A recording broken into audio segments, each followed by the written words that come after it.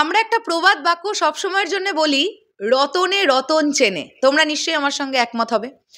আমাদের সবার মেগাস্টার শাকিব খান, তিনি বিপিএল এর যখন প্লেয়ার্স ড্রাফটের ওই ব্যাপারটা চলছিল, প্লেয়ার সিলেক্ট করা হবে ইত্যাদি ইত্যাদি, মেগাস্টার শাকিব খানের একজন পছন্দের প্লেয়ার, যিনি মেগাস্টার শাকিব খান যাকে নির্বাচন করেছিলেন, যাকে ঢাকা ক্যাপিটালসে খেলতে হবে, সেই খেলোয়াড়ের নাম কি তোমরা বলতে পারবে? আমি তোমাদেরকে এখন এই ভিডিওতে বলবো, কিন্তু তার আগে তোমাদের আমি বললাম, যদি সাকিবিয়ান ভাইরা বোনেরা জেনে থাকো যে সেই প্লেয়ারের নাম কি, তাহলে কমেন্ট বক্সে এক্ষুনি জানাও। এবং আমি তোমাদেরকে বলতে পারি, সেই প্লেয়ার কিন্তু ঢাকা ক্যাপিটালসে খেলছে। সেই প্লেয়ারের নাম হচ্ছে সাব্বির রহমান।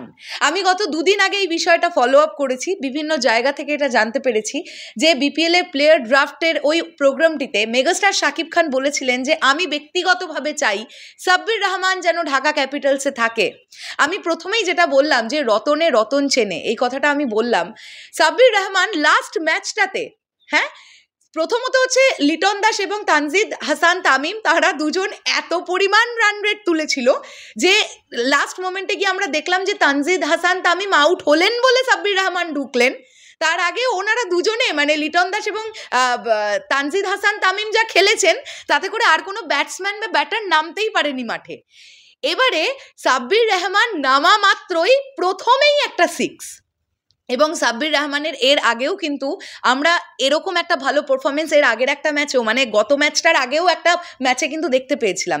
এবং আমি তোমাদেরকে এটা বলেছিলাম যে সাব্বির রহমান শুধু ভালো ব্যাটসম্যান এমনটাই নন, তিনি খুব ভালো ফিল্ডারও, এটা অবশ্যই বলতে হবে। যেভাবে ফিল্ডিং করছিলেন, তোমাদের মনে আছে সেই অনেক উঁচু সেই ক্যাচটা যেটা সাব্বির রহমান লুফেছিলেন, ন্যাচারালি ওই ক্যাচ কারোর পক্ষে লোফা সম্ভবই নয়, যেটা সাব্বির রহমান লুফেছিলেন। কাজেই সাব্বির রহমান একজন কমপ্লিট প্লেয়ার।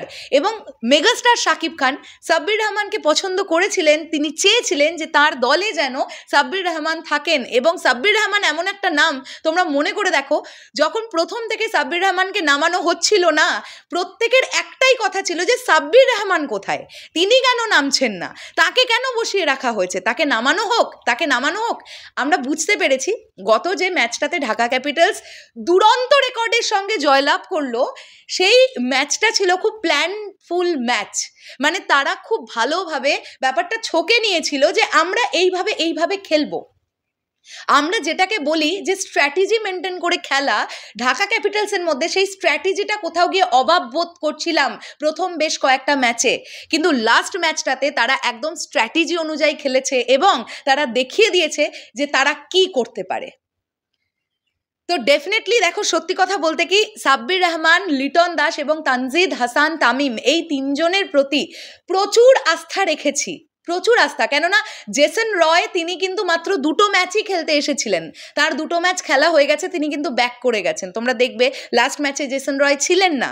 কাজেই এই তিনজন ব্যাটসম্যানের ওপর অনেকটা আস্থা রাখা যাচ্ছে। এবং আমি চাইবো যে নেক্সট যে ম্যাচগুলোতে ঢাকা ক্যাপিটালস খেলবে, সেখানেও যেন আমরা লিটন দাস এবং তানজিদ হাসান তামিম, এই দুজনের এই ডুয়োটাকে আমরা দেখতে পাই। এই দুজনই যেন পার্টনারশিপে খেলে, এটাই আমরা চাইবো। কেননা তারা কিন্তু অনন্য রেকর্ড গড়েছে। আর এই দুজনের মধ্যে একজন যখন আউট হয়ে যাবে, তখন সেই জায়গায় সাব্বির রহমান ঢুকবে, আর ঢুকেই সিক্স কাঁপাতে শুরু করবে। তোমাদের কি বক্তব্য এই পুরো বিষয়টাকে নিয়ে অবশ্যই কমেন্ট করে জানিও।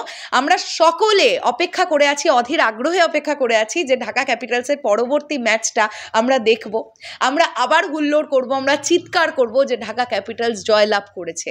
সত্যি বলতে কি, পরপর প্রথম বেশ কয়েকটা ম্যাচ কিন্তু ঢাকা ক্যাপিটালস জিততে পারেনি। তাই এবারের ম্যাচগুলো ঢাকা ক্যাপিটালস তাদের সর্বোচ্চ পারফরমেন্সটা দেবে, আমরা কিন্তু এটাই আশা করব।